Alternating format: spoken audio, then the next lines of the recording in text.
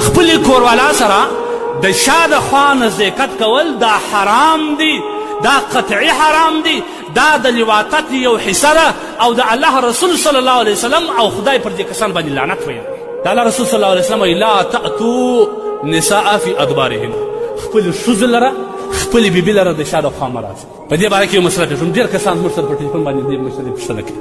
بعض کسان وایي پر دې باندې معاینه طلاق کېږي. دا مسله ښه وه، د خپلې کوروالا سره د شا د خوا نزدېکت کول دا حرام دي، دا قطعي حرام دي، دا د لواطت یو حصه ده او د الله رسول صلی الله علیه وسلم او خدای پر دې کسان باندې لعنت ویل.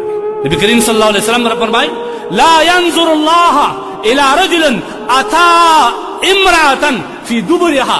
هغه کس ته د قیامت په ورځو په دنیا کې خدای د رحمت په نظر نه ګوري کم کس چې خپلې کوروالا ته د شا د خوا راځي. دا وارده مسله، کم کس چې خپلې کوروالا ته د شا د خوا راځي. او بل روایت کې راځي نبي علیه السلام وایي هي الوطیة الصغرى، دا لواطت صغرا دي، یعنی رجل یأتی امرأته فی دبرها. هغه کس چې د خپلې ښځې سره د شا د خوا کوروالی کوي دا په لواطت صغرا کې شامل دی. دا د خدای په هغه لعنت و په هغه عذاب کې د خلک نصیب دي. ان الله لا یستحي من الحق، حدیث دی، الله د حق څخه نه شرمېږي. نو چې نه شرمېږي څه وایي ولا تعتوا النساء فی ادبارهن. الله رسول صلی الله علیه وسلم وایي چې خدای ممانعت کړی د خپلو ښځو ته به د شا د خوا نه راځي. بل روایت کې راځي ملعونا، لعنت دی پر هغه کس باندې من اتی امرأته فی دبرها، کوم کس چې خپلې ښځې ته د شا د خوا راغلی یو او په حالت حیض کې د ښځې سره کوروالی کول هغه هم دا شرعي مسله واورئ. دا مسله زموږ علما شرمېږي ځکه زموږ معاشره غرقه تباه او برباد شو.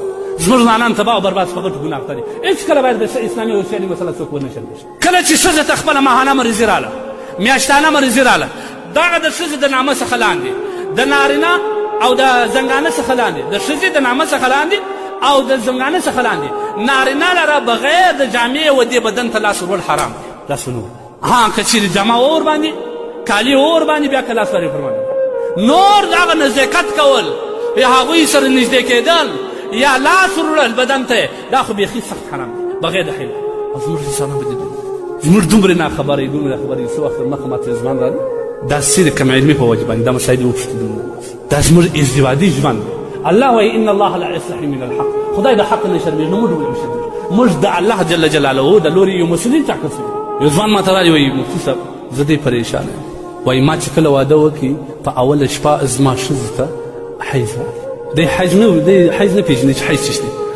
ما اوس زه دې پریشان یم. ده ویل چې دا حیض راځي دا معنا چې دې ښځې زنا کړې ده بل چا سره. اوس دا ښځه زه طلاقه کړم که پلار وغواړم که څه وکړم معلومه د بدبختي زه دا د زنا علامه نه ده. دا هر ښځې ته هر میاشت دا مریضي الله پاک جل جلاله راولي دې ته حیض وایي. او وایي ما چې دا خلک دا رقموي مایوس ما داسې کوي. موږ دومره د دې ساعته نه خبره خلک د خدای لپاره ځوانانو په دې مه شرمېږي. دا زموږ ازدواجي ژوند دی، د دې څه موږ چاره نه لرو. چې چاره نه لرو باید په دې باندې موږ پوښتنې وکړو د علماو سره. لهذا دا ګناه وي چې کوم وخت په موږ په معاشره کې شته دا عذابونه چې به وي دا به الله پاک جل جلاله نوم په موږ راولي. تاسو وګورئ نن کوم سیلابونه پر موږ راله، لوږې رالې، زلزلې را باندې راللې، قسمه قسم مفلسي راله، کاروبارونه ختم شول. دا ټول الله جل جلاله قرآن کې وایي اولا يرون انهم يفتنون في كل عامة مرة او مرتين ثم لا يقربون لا يتوبون ولا يذكرون ولا هم يذكرون. الله وایي هر کال یو وار دوه وار ازمایل امتحان او عذاب ور باندې راوړي. دپاره د دې چې دا زموږ ازمایش واخلي عبرت واخلي. بیا هم الله وایي دې نه توبه باسي او نه د دې څخه فن او نصیحت اخلي. دا قرآن آیات دی. هر وخت زه په دې باندې په کال کې یو دوه عذاب راولم دپاره د دې چې په غلطه لار روان یې پر چپه لار روان یې راواوړه دې خواته دغه ان الله لا یغیر ما بقوم. الله وایي کم نعمتونه کومه خوشحاله زندګي چې دې مله کړې ده هېڅکله زه نه در بدلوم. ان الله لا يغير الله تبديلي نه راولي په قوم باندې ولكن يغيروا ما بانفسهم. دې په خپل ځانو په خپل تبدیلي راولي د خپل ګناهو په عمل. قرآن دا وایي واذا اراد الله بقوم فلا مرد له. نو کله چې تا تبدیلي په خپل ځان راوست د خدای نافرماني شروع کړه بیا الله عذاب راولي. داسې عذاب راولي چې هېڅوک په بیا لرې کول والا د دې عذاب نه کېږي. نن موږ ته وینو د خدای تبارک وتعالی فیصله د عذاب شوې ده. انسان فطرتا د الله پاک جل جلاله ته نږدې دی لیکن شیطان او نفس ستا پر ده پر فطرت دونې غالبه شي چې هره نافرماني ته وشي. زموږ معاشره وګورئ دا د انسان فطرت دی. شیطان څومره د خدای په غضب وربدل کړی. زموږ په دغه معاشرې انسانانو کې یوازې خپل علاقه مه ښیي. عام سطح باندې وګوره دلته شراب نوشي نه ده عام.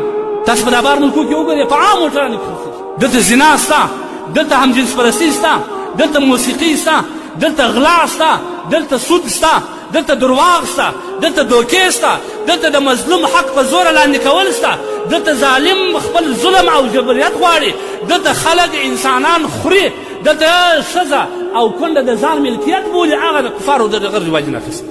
نو ولې به د خدای د عذابونو په منځ راځي؟